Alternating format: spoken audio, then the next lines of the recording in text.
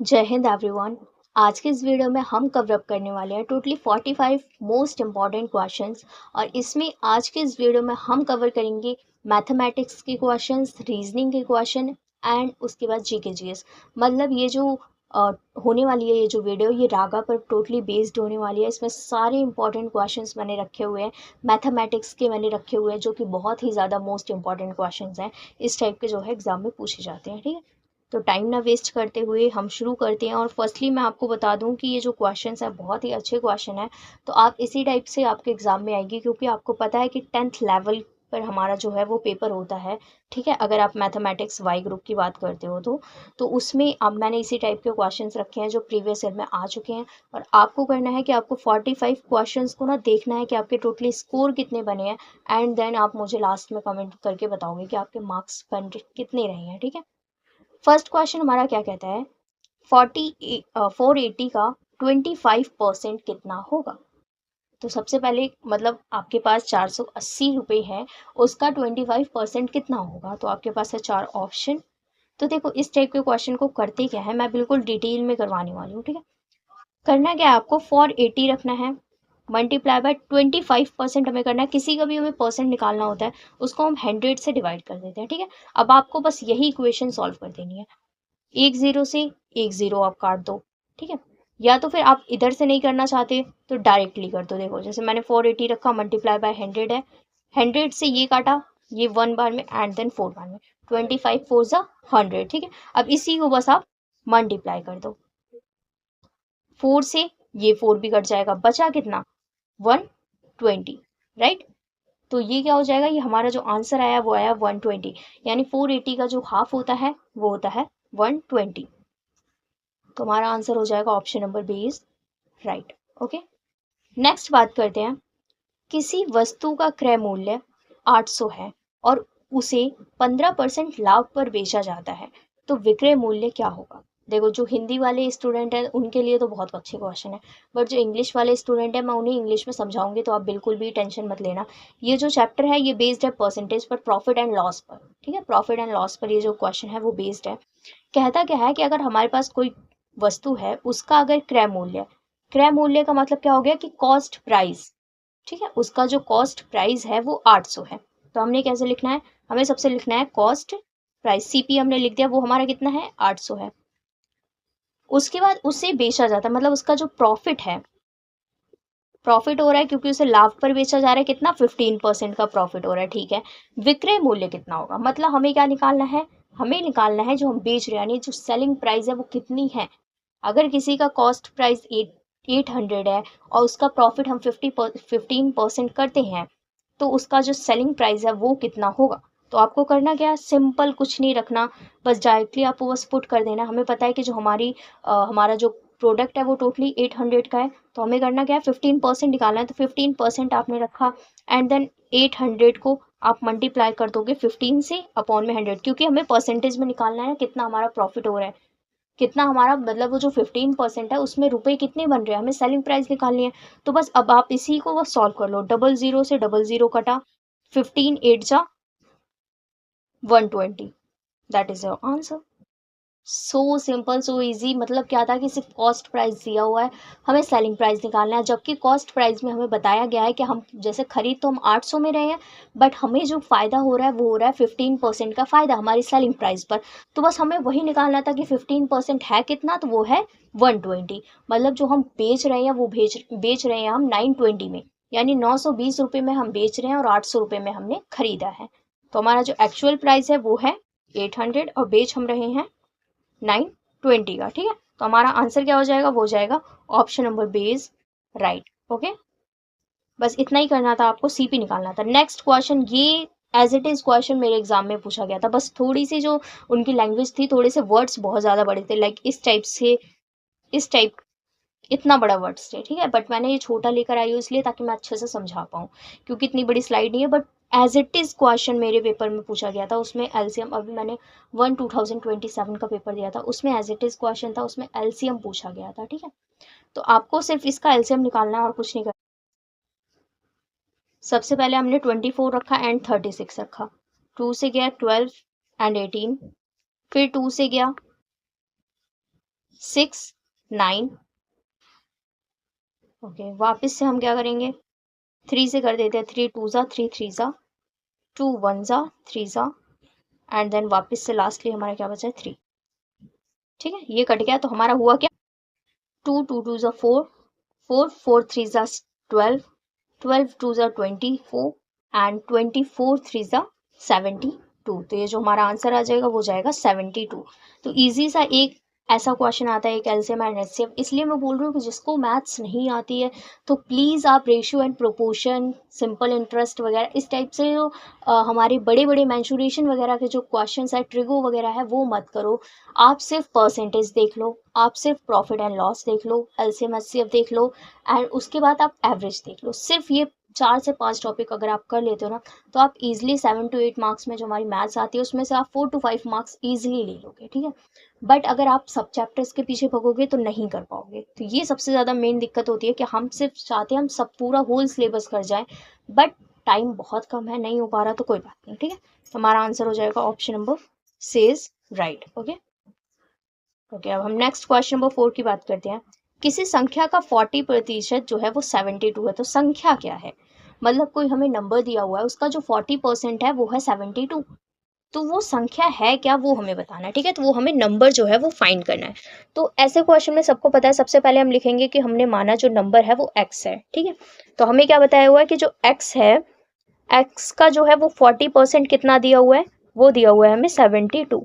इस टाइप से मैं लिख रही हूँ, ठीक है, x का, x माना वो संख्या है, x का 42% हमें 72 दिया हुआ है। तो बस हमें इसी को सॉल्व करना है। तो x को हम क्या करेंगे, मल्टीप्लाई बाय 40, किसी का भी परसेंट निकालना है हम 100 से डिवाइड कर देते हैं। ठीक है, और इज इक्वल टू में 72 दिया हुआ है। ठीक है, अब बस इसी को इधर मल्टीप्लाई में लेकर चले जाना है। तो बस यही, इसी को अगर आप सॉल्व करोगे तो ये हो जाएगा x इज इक्वल टू, यहाँ से ये आ जाएगा 100 जो है ये वो यहाँ पे जाके मल्टीप्लाई, और 40 जो है वो डिवाइड में आ जाएगा। ठीक है, तो 40 आ गया नीचे, 100 मल्टीप्लाई बाय 72। तो अगर आप एक जीरो से एक जीरो कट कर देते हो, और अगर आप 4 से 72 को कट करोगे तो वो आएगा 18 में। ठीक, 18 को आप 10 से मल्टीप्लाई करते हो तो वो आ जाएगा हमारा 180। बस आ गया हमारा आंसर, x की जो वैल्यू है वो है 180।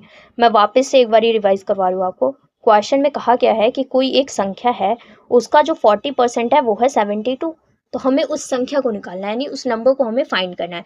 तो हमने माना जो x है वो हमें दिया क्या हुआ है, वो 40 माना हमने, जो संख्या है, जो हमारा नंबर है वो है x हमें 40% कितना दिया हुआ है, 72 है। ठीक है, उसके बाद बस हमें इसे क्या करना है कि x की अगर हमें वैल्यू निकालनी है तो 40 को हमने ऊपर रखा, उसको अगर किसी भी नंबर्स की वैल्यू निकालनी है तो उसे 100 से डिवाइड करना होता है। तो 40 को अंदर रख के 100 से डिवाइड किया, इज इक्वल टू में 72 हमें उसका मान दिया हुआ है। तो उसके बाद x की अगर हम आगे इक्वेशन सॉल्व करते हैं तो 100 यहाँ से मल्टीप्लाई में चला गया तो डिवाइड में, यहाँ से 100 डिवाइड में था, सॉरी, यहाँ से 100 डिवाइड में था, यहाँ पे जाके मल्टीप्लाई, और जो 40 मल्टीप्लाई में था वो नीचे आके डिवाइड में हो गया। ठीक है, और अगर आपने जीरो से आपने जीरो काट दिया, और 4 से अगर आप 72 को कट करते हो 18 में, और 18 को अगर आप 10 से मल्टीप्लाई करते हो तो ये हो जाएगा हमारा 180। ठीक है, तो ये हो जाएगा हमारा आंसर, 180 आंसर आया हमारा। सो सिंपल क्वेश्चन, बहुत ही ज़्यादा सिंपल क्वेश्चन है, और सेम आपके एग्जाम में आता है। बस ये है, अगर आप घबरा जाते हो, नहीं कर पाओगे, तो बस वही है कि आपको सिर्फ इतना पता होना चाहिए कि हमें इसे करना किस तरीके से है। बहुत इजी क्वेश्चंस आते हैं मैथ के, बिल्कुल भी घबराने की जरूरत नहीं है।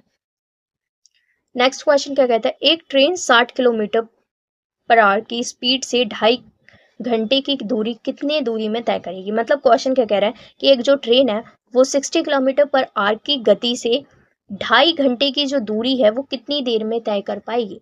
यानी एक ट्रेन 60 किलोमीटर पर आवर की जो स्पीड है उसकी, उससे वो चल रही है, तो वो 2.5 घंटे में कितनी दूरी तय कर पाएगी। तो यानी हमें इसमें निकालना क्या है, हमें इसमें डिस्टेंस को फाइंड करना है। तो सबसे पहले आपको पता होना चाहिए कि जो डिस्टेंस है, यानी जो हमारी दूरी है, उसका जो फॉर्मूला होता है वो क्या होता है, स्पीड मल्टीप्लाई बाय टाइम। ठीक है, स्पीड मल्टीप्लाई बाय टाइम, यानी गति मल्टीप्लाई बाय समय। तो ये होता है हमारा दूरी का फॉर्मूला। तो सबसे पहले हमें स्पीड क्या दी हुई है, स्पीड हमें दी हुई है, ये देखो 60 घंटे की जो स्पीड है, और जो गति है वो हमारी, मतलब जो गति है वो हमारी टोटली दी हुई है 2.5 घंटे की। ठीक है, तो यानी जो हम अगर इसे पुट करें तो हमारी स्पीड कितनी दी हुई है, 60 घंटे की, और उसके बाद अगर हम टाइम की बात करें तो वो हमारी दिया हुआ है 2.5। ठीक है, 2.5 घंटे में कितना कर पाएगी। बस आप इसी को मल्टीप्लाई कर दो तो हमारा जो आंसर आएगा वो आएगा, अगर हम 2 को ऊपर करके यहाँ पे 10 का यूज करते हैं तो एक जीरो से एक जीरो कट गया। 25 को अगर आप 6 से मल्टीप्लाई करते हो तो 25 को अगर आप 6 से मल्टीप्लाई करोगे वो हो जाएगा 150 किलोमीटर ये गति तय करेगी। अब देखो, अब आप ये सोच रहे हो मैंने ये कैसे कर दिया, ये पॉइंट वाले कैसे सॉल्व करते हैं। तो देखो ये था ना 60 मल्टीप्लाई बाय 2.5। अब आप इसे सॉल्व कैसे करोगे, देखो एक पॉइंट पे लगा हुआ है तो आप इस एक पॉइंट को हटाओगे और यहाँ पे नीचे लिखोगे 10। 10 कैसे आया, क्योंकि जो पॉइंट है उसके बाद में हमारी सिर्फ एक संख्या है, ठीक है, एक ही नंबर है हमारा, इसलिए हम 10 लिखेंगे। अगर यहाँ पे 2 नंबर्स होते तो मैं यहाँ पे 100 कर देती। जितने नंबर आपको उतना करना है। अब बस एक जीरो से एक जीरो कट गया, और अगर 6 को, ये क्या बन गया, अब ये बन गया 25, क्योंकि पॉइंट हट चुका है। तो अगर 6 को आप 25 से मल्टीप्लाई करोगे तो हो जाएगा 150, राइट। तो इस तरीके से आपको नॉर्मल कैलकुलेशन आनी चाहिए, टेबल्स वगैरह आपको आनी चाहिए, ताकि आप जल्दी इजीली सॉल्व कर पाओ, ठीक है, क्योंकि टाइम मैनेजमेंट बहुत ज़्यादा इंपॉर्टेंट हो जाता है। नेक्स्ट क्वेश्चन नंबर 6 क्या कहता है, 5,000 का 8% वार्षिक दर से 2 वर्ष का साधारण ब्याज कितना होगा। देखो हिंदी इतनी शुद्ध हिंदी है ये, बट देखो इसमें क्वेश्चन में क्या रहा है कि जो हमारा 5,000 जो हमारी रुपीज है वो हमारा प्रिंसिपल है, यानी वो हमारा मूलधन एक दिया हुआ है हमें, ठीक है ना। उसके बाद क्या कह रहा है कि यहाँ की जो रेट है, वार्षिक दर का मतलब क्या समझते हो आप, रेट, यहाँ की जो रेट है वो 8% दी हुई है हमें। उसके बाद यहाँ का जो टाइम है वो दिया हुआ है हमें 2 वर्ष का। उसके बाद हमें निकालना क्या है, SI यानी साधारण ब्याज, सिंपल इंटरेस्ट हमें फाइंड करना है, ठीक है। तो सबसे पहले हम ये लिख लेते हैं हमें दिया क्या हुआ है। सबसे पहले हमें प्रिंसिपल दिया हुआ है कितना, 5,000, ठीक है। नेक्स्ट बात करते हैं रेट कितनी दी हुई है, वो दी हुई है 8% की। नेक्स्ट बात करते हैं अगर हमारे पास टाइम कितना दिया हुआ है, वो दिया हुआ है हमें टोटली 2 ईयर का, ठीक है। अब हमें निकालना क्या है, SI निकालना है। तो सबसे पहले आपको SI का फॉर्मूला पता होना चाहिए। SI is equal to P into R into T, मतलब principal rate and time upon में 100। तो हमें सब कुछ तो दिया हुआ है, अभी हमने देखा प्रिंसिपल हमें कितना दिया हुआ था, 5,000 दिया हुआ है। मल्टीप्लाई बाय अगर रेट देखे तो 8 दिया हुआ है, टाइम हमें 2 ईयर्स का दिया हुआ है, तो डिवाइड बाय 100। 2 जीरो से 2 जीरो आपने काटा, फिर 8 दूनी 16, मतलब 50 मल्टीप्लाई बाय 16, और ये अगर आप फाइंड करोगे तो ये हो जाएगा 60,158,720, ये हो जाएगा 800, ठीक है। तो ये आ गया हमारा 800 आंसर। अब मैं वापस से एक बार आपको वापस से रिवीजन करवा रही हूँ। देखो क्वेश्चन क्या कह रहा है कि 5,000 जो हमारा मूलधन है, ठीक है, उसका 8% वार्षिक दर, वार्षिक दर से आप क्या समझते हो, मतलब रेट दिया हुआ है, ठीक है, हमें रेट से 2 वर्ष का जो हमें टाइम दिया हुआ है, तो उससे हमारा साधारण ब्याज क्या होगा, यानी सिंपल इंटरेस्ट जो है वो हमारा होगा क्या। तो हमें प्रिंसिपल 5,000 दिया हुआ है, रेट 8% दिया हुआ है, टाइम 2 ईयर्स का दिया हुआ है, तो ईजी है ना। सिंपल इंटरेस्ट का फॉर्मूला क्या होता है, P into R into T upon में 100 होता है। तो बस हमें P भी दिया हुआ है 5,000, R भी दिया हुआ है 8, और T दिया हुआ है 2,000, 2 ईयर्स का मतलब टाइम, ठीक है, अपॉन में 100। 2 जीरो से 2 जीरो आपने काटा, यहाँ पे बचा 50, ये बचा 8, ये बचा 2, 8 दूनी 16, ठीक है। 16 को अगर आप 50 से मल्टीप्लाई करते हो तो हमारा आंसर आएगा 800, राइट। तो ये हो गया हमारा आंसर, जिसमें हमने सिंपल इंटरेस्ट को निकालना सीखा। तो बस आपको सिर्फ फॉर्मूला पता होना चाहिए, एंड जो क्वेश्चन है आपको वो समझना पड़ेगा कि P क्या है, R क्या है, T क्या है, ठीक है। तो ये हमारा आंसर हो जाएगा option number C is right. Okay, next अब हम बात करते हैं नेक्स्ट क्वेश्चन की।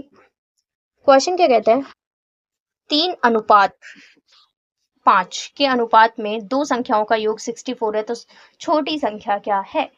मतलब क्या है, ये तो रेशियो का क्वेश्चन आ चुका है।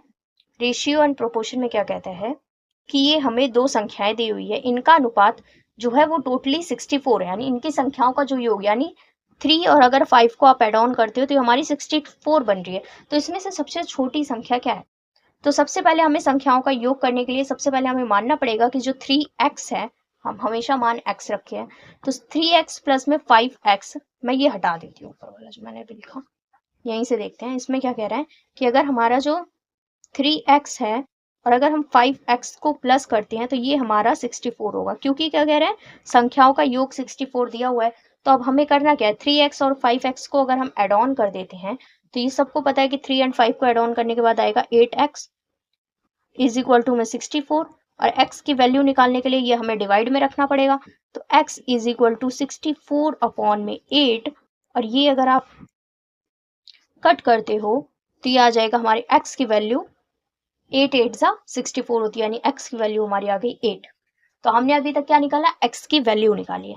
अब हमें बताना है कि इसमें सबसे छोटी संख्या क्या है, छोटी संख्या क्या है। ठीक है, तो हमें सबको पता है कि छोटी संख्या हमारी 3 है, 5 में से 5 और 3 में 3 छोटी है, तो हमें 3 की वैल्यू कैसे निकालनी है। हमने 3 की वैल्यू 3x लिखी हुई थी, 3x में 3 मल्टीप्लाई बाय x की हमें वैल्यू क्या दी हुई है 8, अभी हमने निकाल ली ना, यहाँ पे हमने अभी x की वैल्यू निकाली। तो 3 8 है 24, यानी 3 8 जा 24। तो ये हो गया हमारा आंसर। मैं वापस से एक बार आपको समझा रही हूँ, क्वेश्चन क्या कहा है कि 3:5 के अनुपात में दो संख्याओं का योग 64 है, तो छोटी संख्या क्या है। 3:5 हमें एक क्वेश्चन दिया हुआ है, उसका जो दोनों का अगर आप 3:5 को एड ऑन करते हो तो 64 दिया गया है। तो हमसे कह रहा है कि जो सबसे छोटी संख्या, सबसे स्मॉल डिजिट क्या है। तो हमें पता है कि हम किसी को भी कुछ भी मानेंगे तो सबसे पहले हम सिर्फ x मानते हैं। 3x + 5x is equal to 64 दिया हुआ है, तो सबसे पहले हमें x की वैल्यू निकालनी है। तो 3x 5x को आप एड ऑन करोगे तो हो जाएगा 8x, और यहाँ से x की वैल्यू हमने निकाली 8। ठीक है, 3 और 5 में छोटी संख्या उसने पूछी गई है, तो 3 छोटी संख्या, 3x में अगर हमने वैल्यू को पुट किया तो आ गया हमारा 24 और ये हो गया हमारा आंसर। ठीक है, तो आंसर बी राइट हो जाएगा हमारा। नेक्स्ट बात करते हैं एवरेज का क्वेश्चन। देखो मैंने अभी तक आपको प्रॉफिट एंड लॉस करवा दिया, एवरेज करवा रही हूँ, इससे पहले मैंने आपको रेशियो करवा दिया, फिर उससे पहले मैंने आपको ऐसे काफ़ी सारे मतलब जो एलसीएम एचसीएफ वगैरह ये सारे क्वेश्चंस मैं करवा रही हूँ, एसआई वगैरह मैंने आपको करवा दिया। तो मैं सारे टॉपिक के क्वेश्चंस रख रही हूँ। ठीक है, तो ऐसा नहीं है कि मैं एक एक टॉपिक को अगर करवाऊँ तो अभी आपके पास बहुत ज़्यादा टाइम नहीं बचा है। तो मैं जो क्वेश्चन लेकर आ रही हूँ ये बिल्कुल एग्जाम ओरिएंटेड रहने वाले हैं, तो आप बस अगर इसको अच्छे से समझ लेते हो ना तो आप इजिली मैथ्स को सॉल्व कर लोगे। क्वेश्चन क्या कहता है, 15, 20 एंड 25 का औसत, यानी 15, 20 एंड 25 का एवरेज हमें निकालना है। सबसे पहले आपको एवरेज का फॉर्मूला पता होना चाहिए, यानी एवरेज का फॉर्मूला क्या कहता है कि जितनी भी हमारे टोटल जो हमारे जितने भी नंबर्स होते हैं इसको ऐड करके, मतलब नंबर्स का, मैं ऐसे साइन करूँ, नंबर्स का जो एडिशन होता है और लास्ट में जो टोटल नंबर होते हैं, यानी संख्याओं का योग, और बटे में हमें क्या करना है कुल संख्याएं, यानी नंबर्स को ऐड करके पहले लिखना है, उसके बाद टोटल नंबर्स लिखना है।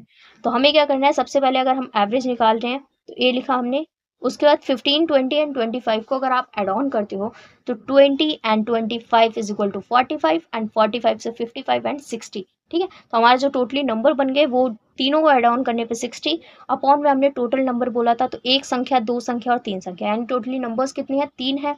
अगर आप इसको कट करोगे तो ये हो जाएगा हमारा 20। That is your answer.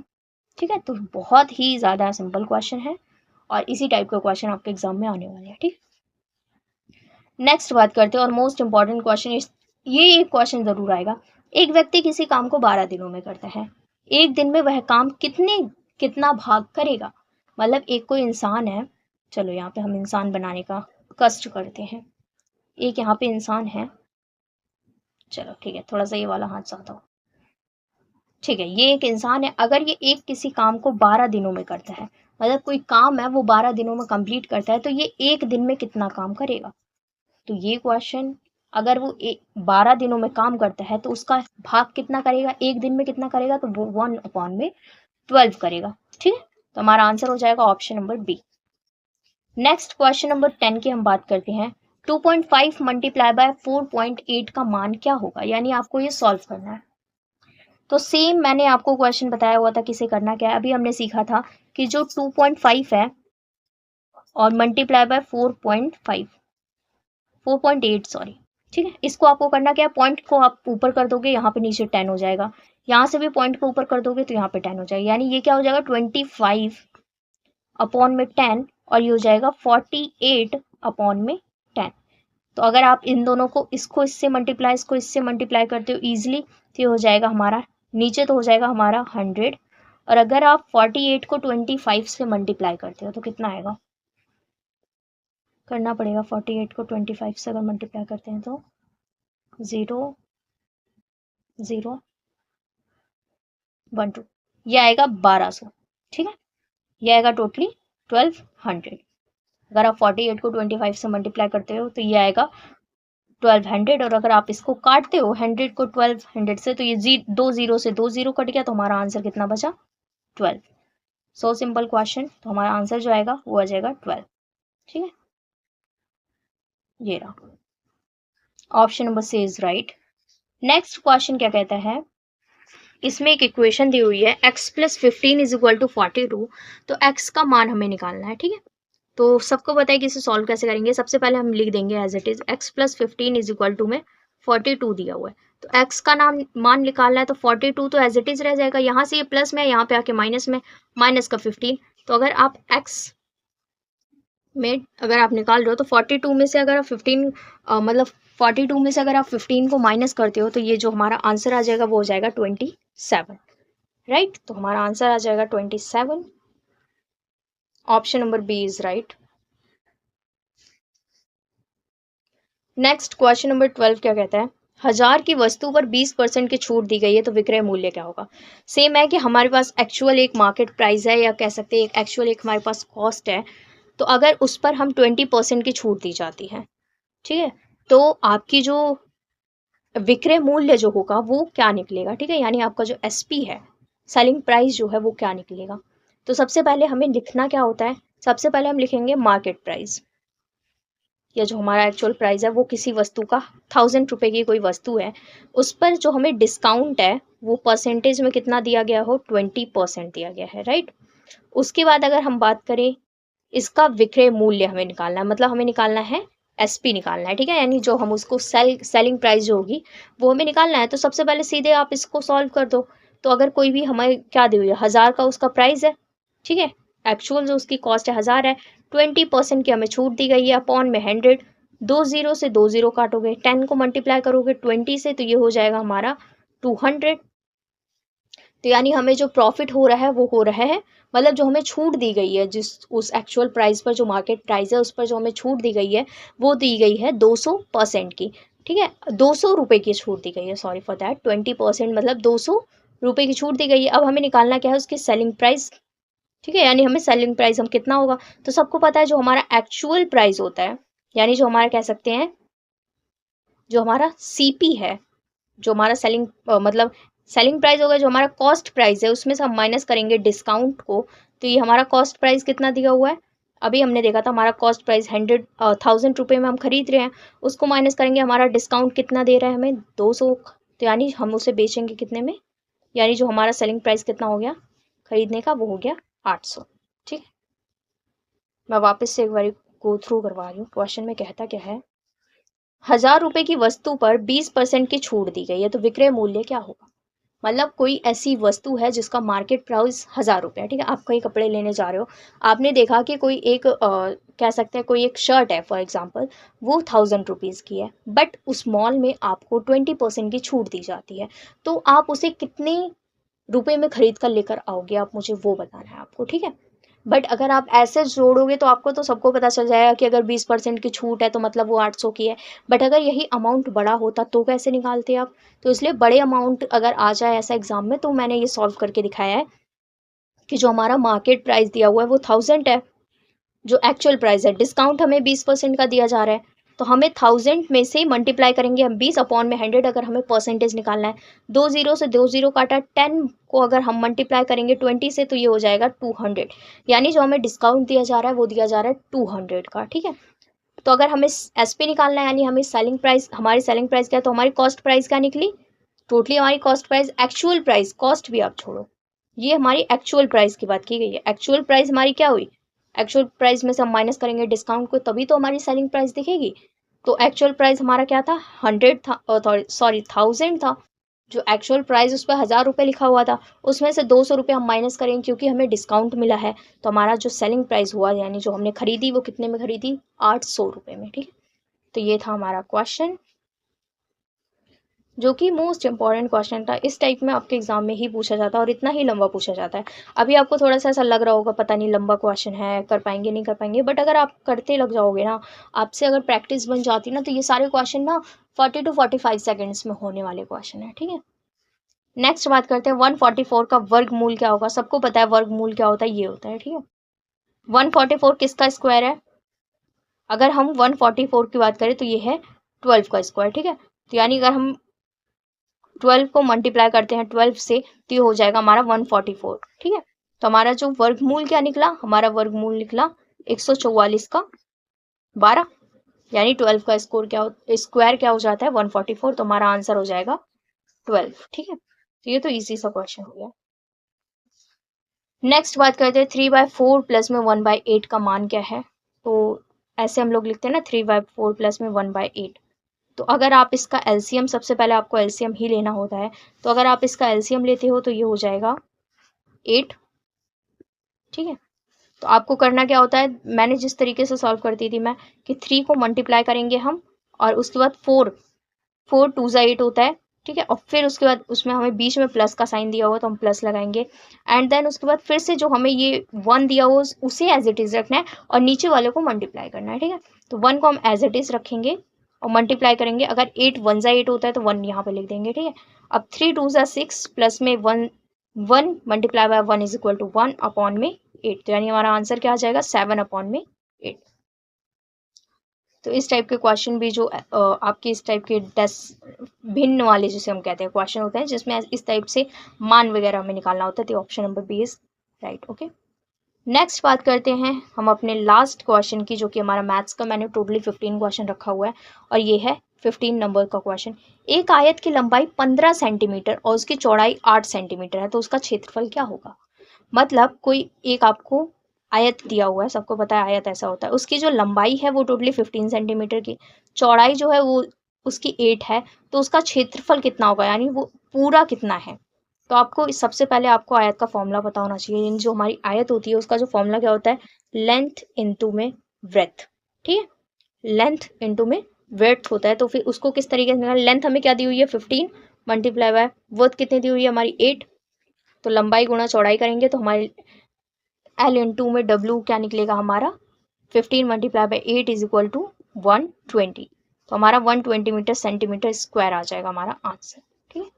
Length into में ब्रेथ ये करना होता है आपको और कुछ नहीं, तो हो जाएगा 120। ऑप्शन वो सेज राइट। देखो अभी इसके आगे मैंने ये देखो रीजनिंग के क्वेश्चंस रखे हुए हैं, एंड देन इसके बाद हम करने वाले हैं जर्नल साइंस के क्वेश्चन, इतने सारे जो आपके एग्जाम ओरिएंटेड एंड जीके के जनरल अवेयरनेस वगैरह के क्वेश्चंस दिए हैं, ठीक है।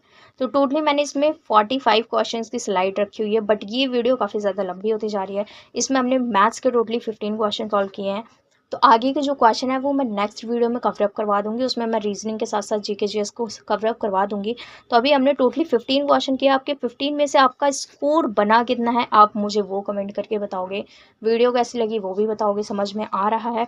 और ये सारे ओरिजिनल क्वेश्चन है, आप ऐसा मत कहना कि दीदी बहुत ज़्यादा मतलब ईजी क्वेश्चन है या नॉर्मल क्वेश्चन है, थोड़े से हार्ड लेवल के करवाओ। देखो हमें एग्जाम ओरिएंटेड करना होता है। मैंने इससे पहले भी क्वेश्चन जो करवाए हुए हैं ना मैथ्स के, आप मैथ्स की प्लेलिस्ट जाके देखो, उसमें 2 से 3 वीडियोस ऑलरेडी पड़ी हुई है, उसमें मैंने आपको मैथ्स के क्वेश्चंस ऑलरेडी करवाए हुए हैं। तो वो जाके देखना, जो एग्जाम का ओरिएंटेड क्वेश्चन होता है वही कर लेना।